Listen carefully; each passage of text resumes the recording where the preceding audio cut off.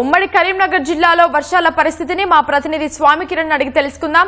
స్వామి కిరణ్ చెప్పండి, కరీంనగర్ జిల్లాలో వర్షాల పరిస్థితి ఎలా ఉంది? నిన్నటి రోజులాగే ఈ రోజు కూడా అంటే నిన్న అర్ధరాత్రి నుంచి మొన్న అర్ధరాత్రి నుంచి ఎడతెరిపి లేకుండా కంటిన్యూగా కురుస్తున్నటువంటి వర్షాల కారణంగా జగిత్యాల జిల్లా, పెద్దపల్లి జిల్లా, కరీంనగర్ జిల్లా, రాజన్న సిరిసిల్ల జిల్లాలో చాలా వరకు మనకు ఎఫెక్ట్ కనిపించింది. అలాగే నిన్న రాత్రి కూడా సేమ్ జగిత్యాల జిల్లాలోనే అత్యధిక వర్షపాతాలన్నిటివి మనకు నమోదయ్యాయి. జగిత్యాల జిల్లాలోని సారంగపూరు, రాయికల్లు, బీర్పూరు, మల్యాల, వెలుగటూరు, బుగ్గారము, అలాగే జగిత్యాల మండలము, ఈ ఎండవల్లి, మల్లాపూరు ఇవన్నీ కూడా మనకి 6 సెంటీమీటర్ల నుంచి 10 సెంటీమీటర్ల వరకు మనకు వర్షపాతం నమోదైంది. ఈ కారణంగా అంటే నిన్న జగిత్యాల జిల్లాలో కురిసినటువంటి భారీ వర్షాల కారణంగా చాలా చోట్ల రాకపోకలు స్తంభించాయి. అదే విధంగా కూడా ఈ రోజు కూడా సేమ్ అదే పరిస్థితి ఉంది. జగిత్యాల జిల్లాలో కంటిన్యూగా నిన్నటి నుంచి కురుస్తున్నటువంటి వర్షాల కారణంగా జనజీవనం చాలా చోట్ల స్తంభించింది. ముఖ్యంగా ఈ వర్షాలను దృష్టిలో ఉంచుకొని ఈ జిల్లాల అంటే ఈ అన్ని జిల్లాల కలెక్టర్లు ఈ రోజు శనివారం అన్ని పాఠశాలలకు సెలవులు ప్రకటించడం జరిగింది. జగిత్యాల జిల్లాలో ఈ ప్రభావం అంటే వర్షాల ప్రభావం అత్యధికంగా ఉన్నటువంటి కారణంగా కలెక్టరేట్ లో కంట్రోల్ రూమ్ అంటే ఒక అత్యవసర పరిస్థితుల కోసం ప్రత్యేకంగా నెంబర్ ను కూడా ఏర్పాటు చేశారు కలెక్టర్ సత్యప్రసాద్ గారు. దీంతో పాటు మనకు ఈ జగిత్యాల జిల్లాలో ఎడతెరిపి లేకుండా కురుస్తున్నటువంటి వర్షాలకు ఇటు నేరళ్ళ అటు అనంతారం మధ్య ఉన్నటువంటి జాతీయ రహదారి మీద వరద అనేది కంటిన్యూగా కొనసాగుతుంది. నిన్న కూడా మొత్తం అదే జాతీయ రహదారి మీద వరద కొనసాగడంతో ఇటు మంచిర్యాల వైపు వెళ్ళేటువంటి కానీ ఇవన్నీ కూడా మొత్తం డైవర్షన్ చేశారు. ఈ రెండో రోజు రాకపోకలకు అంతరాయం ఏర్పడింది. అయితే ఎక్కడైతే లో లెవెల్ వంతెనల నుంచి వాగులోంచి మనకు వరద ప్రవహిస్తుందో ఆ ప్రాంతాల్లో పోలీసులు గట్టి బందోబస్తును ఏర్పాటు చేశారు. ప్రత్యామ్నాయ మార్గాల ద్వారా వాటిని వాహనాల రాకపోకలను ఎక్కడికక్కడ నియంత్రిస్తున్నారు. ఇటు ధర్మపురి మన నియోజకవర్గంలో కూడా పెద్ద ఎత్తున వర్షం కురిసింది. చాలా చోట్ల వాహనాల రాకపోకలకు తీవ్ర అంతరాయం ఏర్పడింది. ఈ నేపథ్యంలో ఈ రెండో రోజు కురుస్తున్నటువంటి నేపథ్యంలో మనకు అన్ని చోట్ల కూడా అధికార యంత్రాంగం అప్రమత్తమైంది. ఇటు రామగుండం అంటే పెద్దపల్లి జిల్లాకు మనం వస్తే పెద్దపల్లి జిల్లాలో కూడా పెద్ద ఎత్తున నిన్న అర్ధరాత్రి నుంచి ఉదయం వరకు కంటిన్యూగా అంటే 12-1 గంట వరకు కంటిన్యూగా వర్షాలు కురిశాయి. దీంతో పాటు నిన్న మళ్ళీ అర్ధరాత్రి నుంచి మళ్ళీ మొదలయ్యాయి. ముసురు అనేది కంటిన్యూగా కొనసాగుతుంది కానీ అర్ధరాత్రి నుంచి మళ్ళీ మొదలయ్యాయి. ఈ కారణంగా రామగుండంలో మనకు 2 రోజులుగా కురుస్తున్నటువంటి వర్షాలకు సింగరేణిలో 4 ఉపరితల గనుల్లో మనకు బొగ్గు సరఫరా అనేది ఉత్పత్తికి అంతరాయం ఏర్పడింది. సుమారు 100,000 టన్నుల బొగ్గు ఉత్పత్తికి ప్రస్తుతం అంతరాయం జరిగింది. ఉపరితల గనుల్లో భారీగా నీరు చేరడంతో ఎవరు కూడా అక్కడ ఉత్పత్తిని చేయడం లేదు. దీంతో పాటు చుట్టుపక్కల ఉన్నట్టు అంటే రామగుండం సంబంధించినటువంటి కార్పొరేషన్ సంబంధించినటువంటి దాంట్లో కూడా చాలా చోట్ల ఇళ్లలోకి నీరు చేరడం జరిగింది. ఇక కరీంనగర్ పట్టణంలో కూడా చాలా చోట్ల నిన్న కురిసినటువంటి వానకు లో లెవెల్లో ఉన్నటువంటి ప్రాంతాల్లో అంటే లోతట్టు ప్రాంతాల్లో రేకుర్తి అటువంటి ప్రాంతాల్లో ఇళ్లలోకి నీరు చేరింది. అయితే ఆ పరిపాలన అంటే ఈ కార్పొరేషన్ సంబంధించిన అధికార యంత్రాంగం వెంటనే రంగంలోకి దిగి నాలాలను ప్రతిసారి నాలాల్లో పెద్ద ఎత్తున ఇది చెత్త తీసుకోవడం వల్ల వరద వస్తుంది. సో అవన్నిటిని కూడా క్లియర్ చేసింది. ఇక ప్రాజెక్టుల పరిస్థితి కనుక మనం గమనిస్తే ప్రాజెక్టులకు వరద ప్రవాహం అనేది కొనసాగుతుంది. నిన్న ఎల్లంపల్లికి క్యాచ్మెంట్ ఏరియా నుంచి సుమారు 66,000 క్యూసెక్ల వరద వచ్చింది. అయితే ఈసారి అంటే మార్నింగ్ కి మాత్రం చాలా తగ్గింది. అంటే మనకు 49,000 క్యూసెక్ల వరకు ప్రస్తుతం ఎల్లంపల్లి రిజర్వాయర్ కి వస్తుంది. అక్కడి నుంచి మనకు మిడ్మానేర్ కు 12,600 క్యూసెక్ల నీటిని మనకు నంది పంప్ హౌస్ ద్వారా ఎత్తిపోతున్నారు. ఈ ఎత్తిపోత అనేది ప్రస్తుతానికైతే కొనసాగుతుంది. మిడ్మానేర్ యొక్క పూర్తి స్థాయి నీటి మట్టం 27 టీఎంసీలు. అయితే ఇప్పుడు ఆ 27 టీఎంసీల్లో పూర్తి స్థాయి అంటే నీటి నిల్వ అనేది ప్రస్తుతం 8 టీఎంసీలకు చేరింది. నిన్న మొన్న కనుక చూస్తే మనకు చాలా తక్కువగా కనిపించింది. అంటే 7-5 వరకే ఈ నిల్వ ఉన్నటువంటి నిన్న కురుస్తున్నటువంటి వర్షాలకి ఎగువ నుంచి అంటే ఎల్లంపల్లి నుంచి ఎత్తుకొస్తున్న వరద కారణంగా 8 టీఎంసీలకు చేరింది. ఇంట్లో మనకు 14,000 క్యూసెక్లు ప్రస్తుతం ఈ మెడ్మా నేరుకు ఇన్ఫ్లో వస్తుంది. ఇటు ఈ ఎల్ఎండికి మామూలు క్యాచ్మెంట్ ఏరియా నుంచి కొంత వస్తుంది, కానీ ఎల్ఎండికి ఇంకా ఎత్తిపోత అనేది మొదలు కాలేదు. మొత్తంగా చూస్తే వర్షాలు తీవ్ర ప్రభావం చూపుతున్నాయి, ఇటు జనజీవనాన్ని సంభ్రమం చేస్తున్నాయి. ముఖ్యంగా ఈ ప్రభావం అత్యధికంగా కరీంనగర్ జిల్లా మీదనే ఉంది. ఇతర జిల్లాల్లో కూడా ఈ ప్రభావం ఉన్నటువంటి నేపథ్యంలో కలెక్టర్లు పాఠశాలలకు సెలవులు ప్రకటించారు. అధికార యంత్రాంగం ఎప్పటికప్పుడు అప్రమత్తంగా ఉండాలని డిసైడ్ చేశారు. దీంతో పాటు లో లెవెల్ ప్రాంతాల్లో ప్రజలు అప్రమత్తంగా ఉండాలని హెచ్చరికలు జారీ చేశారు. లో లెవెల్ వంతెనలు ఎక్కడైతే ఉన్నాయో, వాగులు ఉధృతంగా ఎక్కడైతే ప్రవహిస్తున్నాయో అక్కడ పోలీసులు గట్టి బందోబస్తు ఏర్పాటు చేశారు. ఇది కరీంనగర్ జిల్లాలో ప్రస్తుతం వర్షాలు కొనసాగుతున్నటువంటి పరిస్థితి. రైట్, ధన్యవాదాలు స్వామి కిరణ్.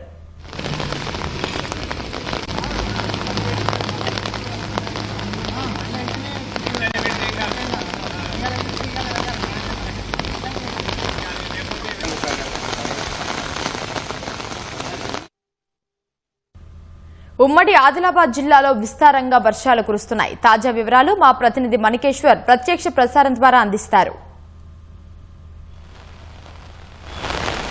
Uma, good morning. ఉమ్మడి ఆదిలాబాద్ జిల్లాలో విస్తారంగా వర్షం కురుస్తుంది. ఖరీఫ్ ఆరంభం తర్వాత ఏకదాటిగా 3 రోజులుగా కురుస్తున్న వర్షం ఇది. ఫలితంగా పత్తి, సోయా పంటకు ప్రాణం పోసినట్లయింది. ఖరీఫ్ ఆరంభంలో ఎలినినో ప్రభావంతో వర్షం ముఖం చాటించింది. దాంతో నెల రోజుల పాటు సాగుకు అంతరాయం ఏర్పడింది. తాజాగా కురుస్తున్న వర్షాల కారణంగా అటు పత్తికి, ఇటు సోయకు, ఇతర పంటలకు కూడా ప్రాణం పోసినట్లయింది. రైతుల్లో కోట్లాది రూపాయల ఆదాయం సమకూర్చినట్లయింది.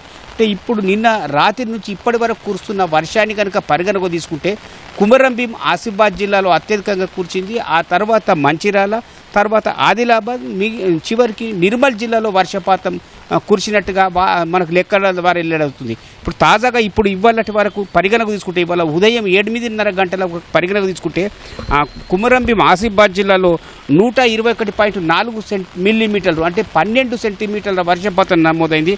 అట్లాగే మంచిర్యాలలో 102.4 మిల్లీమీటర్లు అంటే 10 సెంటీమీటర్లు, ఆదిలాబాద్ జిల్లాలో 64.6 సెంటీమీటర్లు అంటే 6 మిల్లీమీటర్లు అంటే 6 సెంటీమీటర్లు, నిర్మల్ జిల్లాలో 54.3 మిల్లీమీటర్లు అంటే 5 సెంటీమీటర్ల చొప్పున వర్షపాతం నమోదైంది. దీంతో ఇప్పటి వరకు వాగులు, వంకలు, అట్లాగే ఒర్రెలు, చెరువుల్లో నీటి జాడ లేని జాడ ప్రతి చోట కూడా జలకళ సంతరించుకుంది.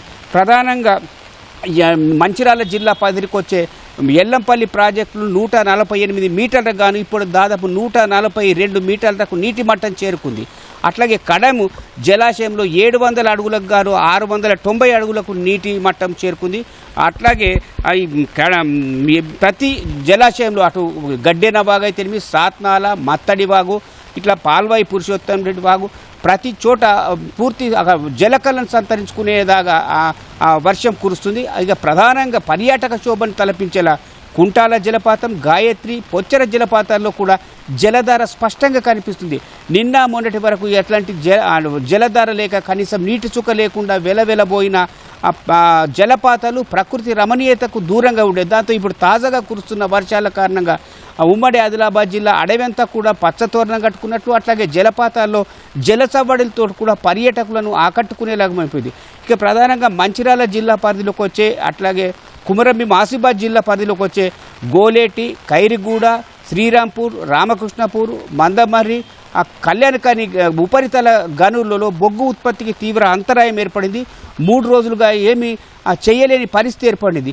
ఇక్కడ ఉమ్మడి ఆదిలాబాద్ జిల్లాకు సంబంధించిన సాగు విస్తీర్ణం మాత్రం రైతుల్లో వ్యవసాయ పనులకు ఆటంకం ఏర్పడినప్పటికీ పంటలకైతే అనుకూలంగానే మారింది.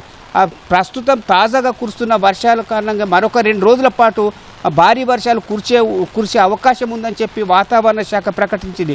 దానికి అనుగుణంగా జిల్లా అధికార యంత్రాంగం కూడా ఎక్కడికక్కడ అప్రమత్తం చేస్తుంది. ప్రధానంగా వాగులు, వంకలున్న లోతట్టు ప్రాంతాల ప్రజల్ని పూర్తిగా జాగ్రత్తగా ఉండాలని హెచ్చరికలు జారీ చేస్తుంది. ఆదిలాబాదు, కుమరంభీం ఆసిఫాబాద్, అట్లాగే మంచిర్యాల జిల్లాలో కలెక్టరేట్లలో కంట్రోల్ రూమ్ కూడా ఏర్పాటు చేశారు. ప్రధానంగా ఏజెన్సీ పరిధిలోకి వచ్చే ఇంద్రవెల్లి, బెజ్జూరు, ఆసిఫాబాదు, బెల్లంపల్లి లాంటి ప్రాంతాల్లో వాగులు ఉప్పొంగి ప్రవహించడంతో చిన్న చిన్న తోవల నుంచి వెళ్ళే ఒర్రెలు ఉప్పొంగిపోవడంతో రాకపోకలకు తీవ్ర అంతరాయం ఏర్పడుతుంది. అంటే ప్రధానంగా ఎక్కడికెక్కడ వాగులు పొంగి పొల్లుతున్నప్పటికీ రాకపోకలకు అక్కడక్కడ చిన్న చిన్న లో లెవెల్ వంతెలు ఉన్న చోట మాత్రం అంతరాయం ఏర్పడింది.